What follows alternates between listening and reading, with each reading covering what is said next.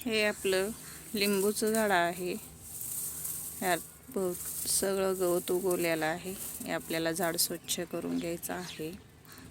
छान असं याच्यावर वेल चढलेला आहे अपराजिताचा, तो पण आपल्याला काढून घ्यायचा आहे. काढून आपण हे केळीचं फर्टिलायझर तयार केलेलं आहे, हे आपल्याला देऊन घ्यायचं आहे. तर ह्याच्यावरचं आपण हे गवत काढून घेऊया. भरपूर याच्यावरती असं गवत उगवलेलं आहे, ते आपल्याला याच्यावरचं गवत असं सगळं काढून घेऊन झाड आपलं खुरपून घेऊन स्वच्छ झाडाला तयार करायचं आहे. मग आपण याला खुरपून घेऊया. हे गवत काढून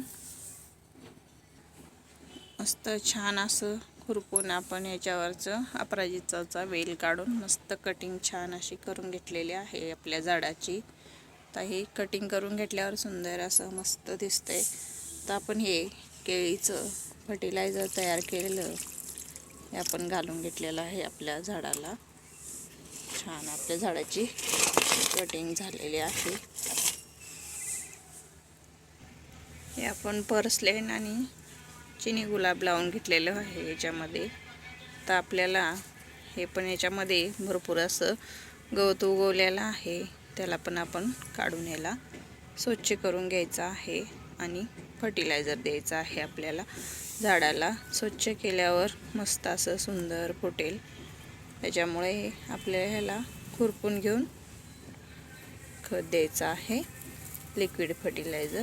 त्याच्यामुळं आपल्याला हे झाड स्वच्छ करून घ्यायचं आहे. स्वच्छ करून घेतल्यावर मस्त छान असं सुंदर फुटेल. तर आपण छान मस्त फुटलेलं आहे. तर याची आपल्याला कटिंग करून घ्यायची आहे. तर आपण याची कटिंग करून घेतलेली आहे आणि खराब झालेले सगळे काढून टाकलेलं आहे.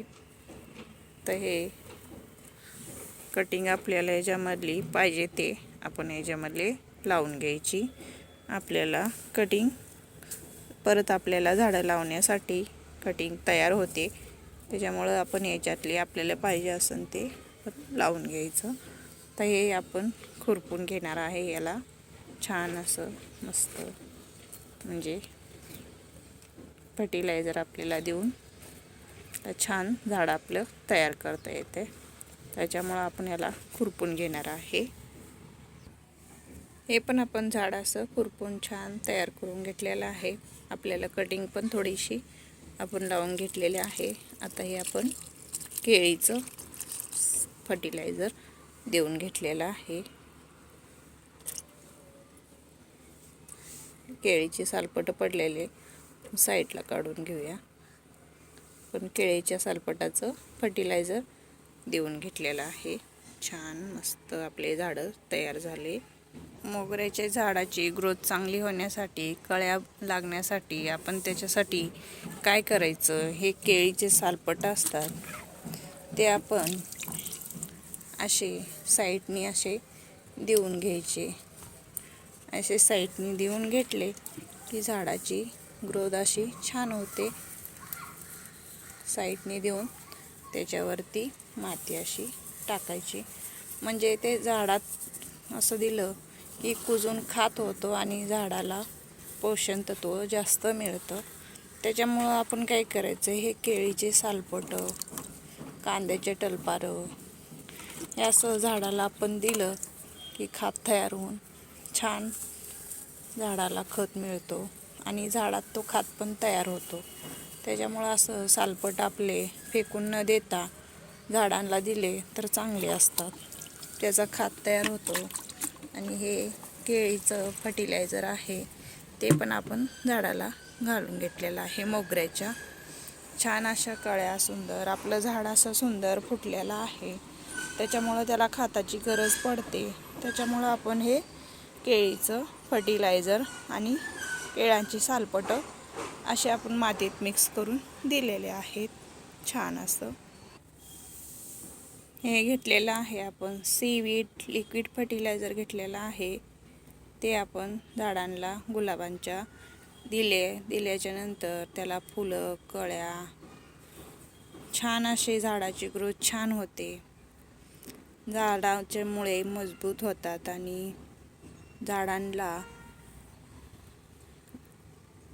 ऑर्गॅनिक खत मिळते. त्याच्यामुळे हे असे सीवीड लिक्विड फर्टिलायझर दिलं की झाडांना कळ्या आणि फुलं छान असे येतात. त्याच्यामुळे सीवीड फर्टिलायझर आपण देऊन घेणार आहे.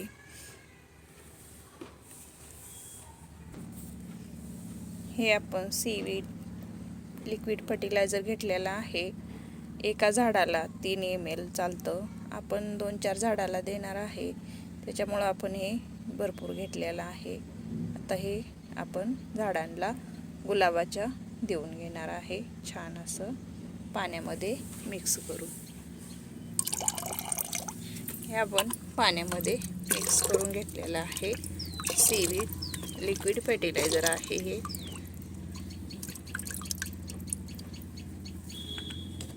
तर हे पाण्यामध्ये मिक्स करून घेऊया आपण. पाण्यामध्ये मिक्स करून दिलं की चांगलं असतं. छान असं आपलं फर्टिलायझर तयार झालेलं आहे. आता आपण गुलाबाच्या झाडांना देऊन घेऊया. हे आपण झाडांची कटिंग करून घेतलेली होती. आता छान सुंदर असे फुटलेले आहेत आपले गुलाबाचे झाडं. त्याला आपण हे सीवीड लिक्विड फर्टिलायझर देऊन घेणार आहे. छान असं